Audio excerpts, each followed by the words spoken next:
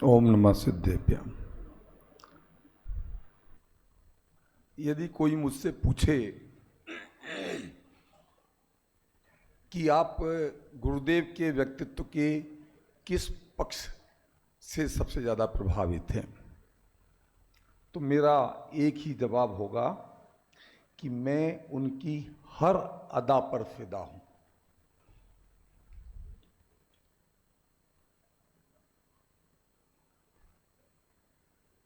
अभी कहा गया, और ये सभी लोग मानते हैं, कि वे जवाब नहीं दिया करते थे। जिस व्यक्ति का नाम जवाब देने के लिए Guinness book of world record में शामिल होना चाहिए, उसके बारे में यह कहा जाता है कि वो जवाब नहीं देते थे।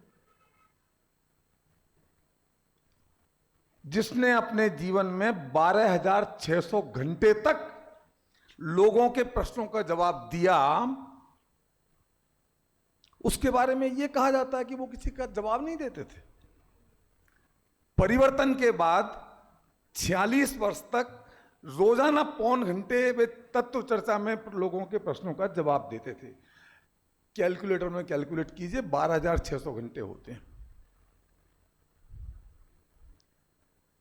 तो फिर ऐसा क्यों कहा जाता है? ऐसा इसलिए कहा जाता है कि हम तो सिर्फ ईंट का जवाब पत्थर से देने वाले को जवाब देना मानते हैं। कोई प्रश्नों के जवाब में फूल बरसाए तो हमें ऐसा लगता ही नहीं है कि उसने हमें जवाब दिया, क्योंकि हम उस काबिल थे ही नहीं।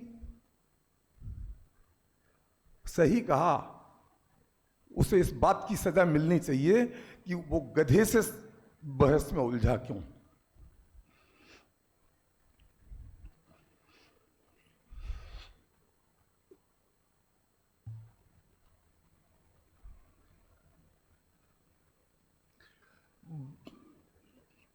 बहुत बातें करनी थी, पर एक मूलभूत बात करूंगा क्योंकि समय बहुत कम है। कैसा कॉन्ट्रास्ट था उनके जीवन में। ऐसे तो परीक्षा प्रधानी कि अपने धर्म को, अपने संप्रदाय को परीक्षा की कसौटी पर कस करके और उसे ठुकरा करके निकल लिए,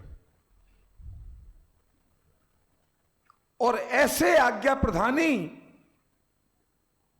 कि आगम की एक लाइन से हटे नहीं। जीवन में कोई भी प्रतिपादन किया, उसका एक एक शब्द आप आगम और परगम में से टैली कर सकते हैं। अगर कभी कोई विकल्प आया जो कि उन्हें आगम में नहीं मिला, तो उसके साथ में पहले डिस्क्लेमर दे दिया उन्होंने, મને એમ થાય છે પણ ક્યાંય મળતું નથી।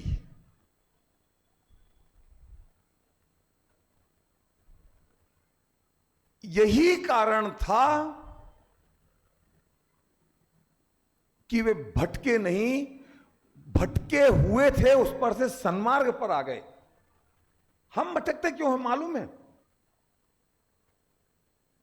क्योंकि हम बहुत बुद्धिमान हैं।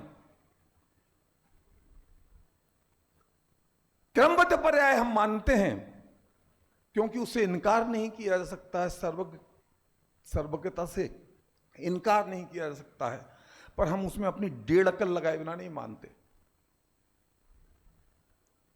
वो गुरुदेव के प्रवचन में आज जो बात आई थी, उसे कौन क्या समझा, सही समझा, गलत समझा, वो कह रहे थे कि पर्याय क्रमबद्ध हैं। कौन से समय में कौन सी पर्याय आएगी यह निश्चित है, परंतु उस पर्याय का विषय क्या होगा यह अनिश्चित है।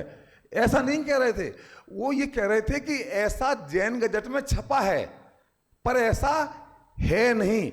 लोग वो बात भूल गए कि जैन गजट में छपा और ऐसा नहीं है। और ऐसा मुझे लगता है कि लोग ऐसा शायद समझ रहे हैं कि पर्याय क्योंकि सारी दुनिया ऐसी है, क्योंकि वो आगम के साथ में, आगम भी पढ़ती है तब वो अपनी जो है ना 1.5 अकल साथ में रख करके चलती है। वो आगम के प्रति हमारी निष्ठा नहीं है ना।